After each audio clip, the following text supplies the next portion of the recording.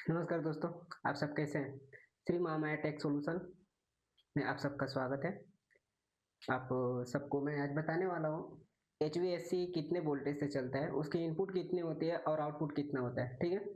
आज उसके ऊपर बात करेंगे। आज मैं उससे पहले मैं आप सबसे बताना चाहता हूँ, भाई अपनी ज़िंदगी क्यों खराब करते हो? सभी भाइयों से जो गाँव पे घर पे रहते हैं या फिर जो अपने पेरेंट्स के ऊपर रहते हैं, माता-पिता के ऊपर, भाई के ऊपर, भाई ये सब कुछ नहीं है। जब तक तुम खुद सर्टिफ़ाइड नहीं होगे तब तक तुम्हें कोई पूछने वाला नहीं है, घर हो या बाहर हो, ठीक है? घर पे रहो तो भी या बाहर भी रहो तभी, ठीक है? जब तक तुम अपने खुद के ऊपर स्ट्रगल और खुद अपने आप को कुछ नहीं बन के दिखा पाओगे घर परिवार में, तब तक तुम कुछ नहीं हो, ठीक है? जब तक तुम्हारे पास पैसा है तब तक ये दुनिया है, जब तक पैसा नहीं है तब तक ये दुनिया, माँ बाप भाई बहन कोई नहीं है, रिलेशन कोई नहीं है, ठीक है? तो मैं इतना ही बस थोड़ा सा मुहावरा देना चाहता हूँ, जिंदगी मिली है 4 दिन की, जी लो खुशी से, न किसी को दुख न दो, किसी किसी को तकलीफ दो, कमाओ खुशी से रहो सुखी से, क्या करोगे लेबर मजदूरी? अरे बनना ही है तो एक अच्छा खासा टेक्नीशियन बन के दिखाओ, एक अच्छा खासा प्रोफेशनल वर्कर बन के दिखाओ अपनी जिंदगी में। बनना ही है तो कुछ अच्छा बनो।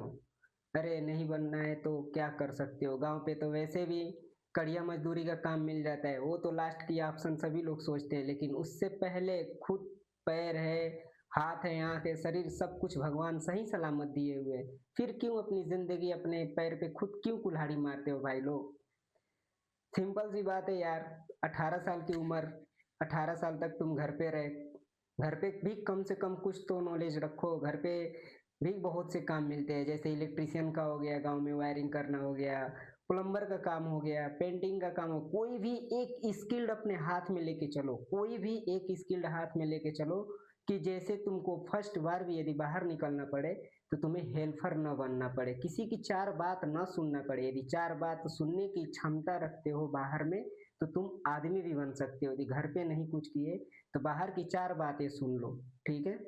कोई भी बोले तो उसकी चार बात गौर करके सुन लो, फिर भी उससे भी आदमी बन जाए। यदि चार बात से भूलना चाहते हो, नहीं सुनना चाहते हो, तो घर पे कुछ अच्छा करके दिखाओ, चाहे प्लम्बर बन जाओ, चाहे इलेक्ट्रीशियन बन जाओ, चाहे कारपेंटर बन जाओ, चाहे पेंटर बन जाओ, कुछ भी बनो, लेकिन कुछ भी एक स्किल्ड लेके चलो अपने साथ में। उससे तुम्हारी नींव जब मजबूत रहेगी तो तुम खुद से लड़ाई लड़ सकोगे, नहीं तो जिंदगी भर इधर की मार उधर होगा। यदि चार बात नहीं शहर की सुन पाए तो तुम मालूम पड़ेगा लास्ट में वही तुम्हारा है, कड़िया मजूरी उठाना पड़ेगा, ठीक है?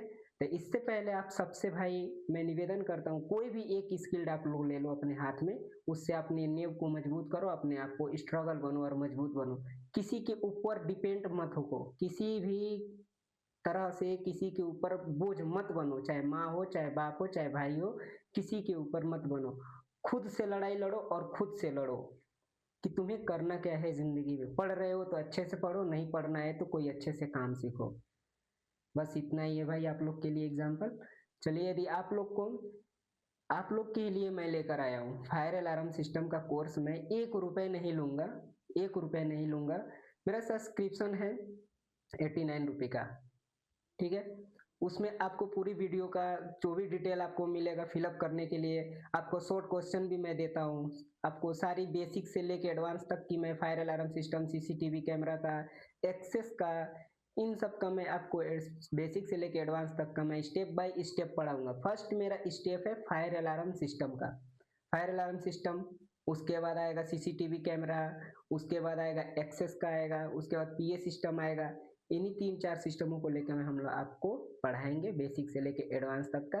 तो जब तक आप हमसे जुड़े रहिए और हमारे चैनल को आप सब्सक्राइब करिए, फॉलो करिए और लाइक करिए, कमेंट करिए और ज़्यादा से ज़्यादा शेयर करें, क्योंकि आप लोग के ही लिए मैं लेके आया हूँ। आपसे 1 रुपये मुझे नहीं लेना है, आप लोग फ्री में निःशुल्क पढ़े और अच्छे से पढ़े। आपको यदि कोई भी तरह से डाउट है तो आप मुझे कमेंट बॉक्स में करें कमेंट। यदि आपको सीखना है तो मुझे बोलिए कि मुझे फायर अलार्म का कोर्स करना है, मैं आपको उसी दिन से मैं आपके ऊपर गाइड करूंगा, क्या क्या आपको चाहिए। मैं बेसिक से लेके लास्ट तक मैं स्टेप बाय स्टेप आपको सिखाता रहूंगा, और किसी भी तरह का प्रॉब्लम हो तो आप मुझे बताएं। यदि ऐसा भी है, मैं आपको केवल प्रैक्टिकल भी कराऊंगा, साथ साथ में थ्योरी भी रहेगी, प्रैक्टिकल भी रहेगा, दोनों का दोनों रहेगा। और साइट के ऊपर जाके जो अपना साइट के ऊपर डिपेंड जो कैसे मॉड्यूल इंस्टॉल होता है, कैसे आपका टर्मिनेशन कैसा होता है, टर्मिनेशन किसको बोलते हैं फील्ड लाइन में, टेक्निकल लाइन में, इसको भी मैं आपको बता दूंगा। टर्मिनेशन का मतलब हो गया कनेक्शन करना, दो वायर को कनेक्शन कर दो जिस भी डिवाइस में हो या आपस में, ठीक है, तो उसको टर्मिनेशन बोलते हैं। तो टर्मिनेशन करना, डिवाइस इंस्टॉल करना मतलब डिवाइस को लगाना, कोई भी डिवाइस उसकी जगह पे फिक्स कर दो, ठीक है, माउंट कर दो। तो उन सब के विषय में आपको प्रैक्टिकल भी मैं करा के वीडियो में दूंगा आपको, कैसे क्या होता है, किस चीज किस जगह पे कौन सी डिवाइस लगती है, इन सबको मैं अच्छी तरीके से आप लोग को इन्फॉर्मेशन दूंगा। तो इससे पहले आप हमारे वीडियो से जुड़े रहिए, मैं आप लोग का अच्छी तरीके से कोर्स करा दूंगा, अच्छी तरीके से प्रॉपर मैं गाइड करूंगा। कोई भी दिक्कत हो आप हमसे बेहिचक जुड़िए और बात करिए, ठीक है। चलिए चलते हैं, जानते हैं HVAC, क्योंकि बी BMS जो पार्ट है, BMS पार्ट में अपनी बहुत सी सर्विसेज आती हैं, 11-12 से ज़्यादा भी सर्विस आती हैं। तो जो हमें उठाना है, जिस चीज़ पे मुझे बात करना है उसी चीज़ पे मैं आपसे बात करूंगा। लेकिन हाँ, सबका इनपुट और आउटपुट मैं आपको इतना बता सकता हूँ, इनपुट और आउटपुट बता दूंगा जो भी है, लेकिन उसके अंदर जाने के लिए मुझे टाइम लगेगा। तो सबसे फर्स्ट में चलते हैं HVAC का।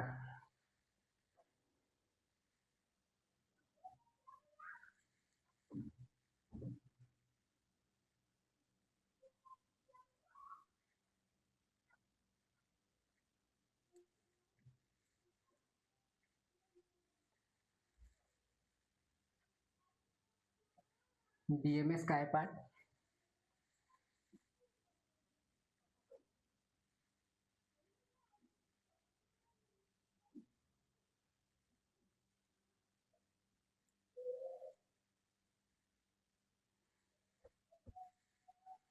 कौन सा मैं बोला, HVAC,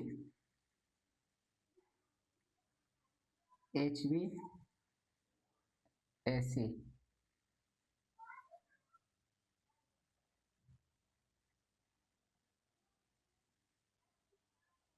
हीटिंग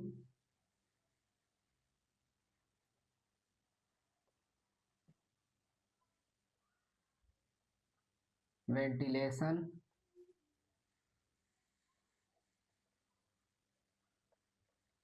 एयर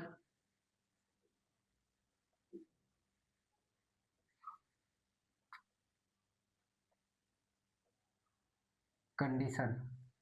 HVAC का फुल फॉर्म होता है, ये रहा अपना HVAC।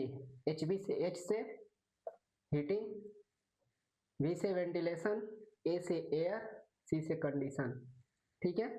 HVAC, ठीक है, heating ventilation air condition.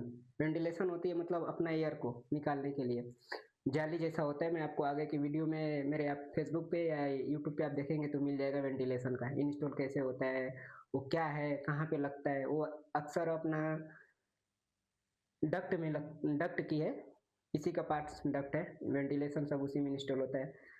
Air के लिए होती है, जैसे धुआं हुआ हो, स्मोक हो तो ऊपर मतलब खींच के फेंक दे और ताजगी हवा आपको दे, ठीक है, बस इसका वही काम है एयर का। वेंटिलेशन, इसका इनपुट कितना आता है,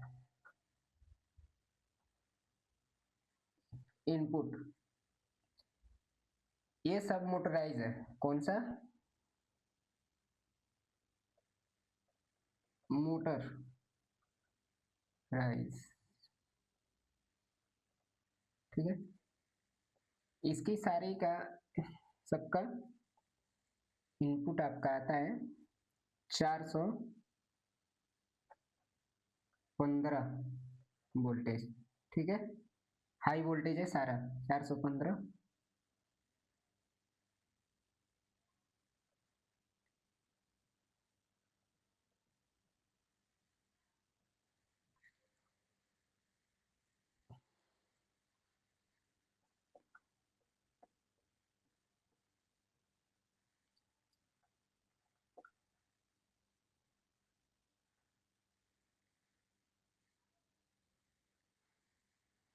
इनपुट इसका सारे ये मोटराइज है, ठीक है, सब मोटर से, ये बड़ी बड़ी जो भी 8 हाथ 10 हाथ पावर की, 7.5 हाथ पावर की जो भी है अपनी मोटर होती है, उन सब के लिए अपना 3 फेज यूज होता है। कितने वोल्टेज, 415, 415 वोल्टेज यूज होती है। चिल्लर ये भी मोटर से ही चलता है, पंप ये भी मोटर से ही चलता है। इन सब के लिए कितना अपना यूज होता है 415 वोल्टेज, ठीक है, 3 फेज के लिए। आगे हम बात करते हैं अपना इसकी आउटपुट कितनी निकलती है। ये तो समझ गए होंगे कि इनपुट अपना इसका 415,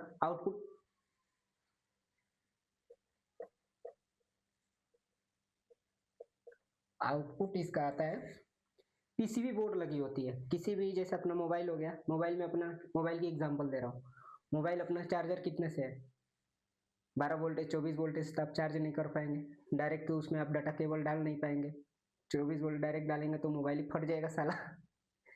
फिर डाटा केबल भी किसी भी चीज में डालेंगे डायरेक्ट, यदि सॉकेट में हम डाल दिए डाटा केबल तो कितना आएगा, मारेगा बम दे के अली फट जाएगा वो साला।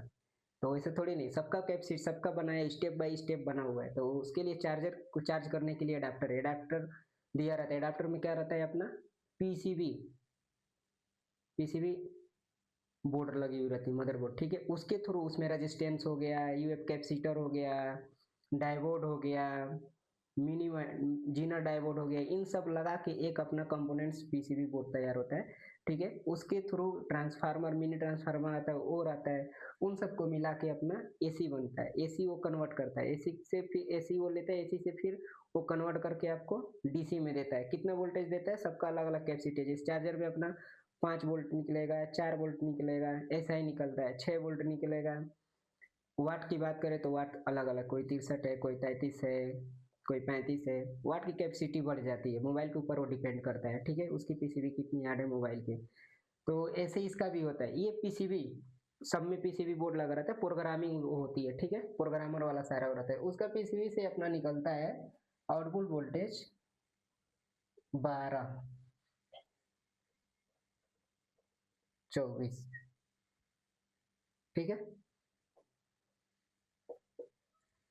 इनपुट 415 से सारा अपना आएगा, वहां से अपना पूरा फेस टू फेस डिवाइड होगा, डिवाइड होने के बाद आपको जितना भी जाएगा इसमें 24 वोल्टेज 12 वोल्टेज, लेकिन यहाँ पे जितने भी आएगा, यहाँ पे इनपुट जब आएगा जिस पीसीबी में लगेगा उस पीसीबी में अपना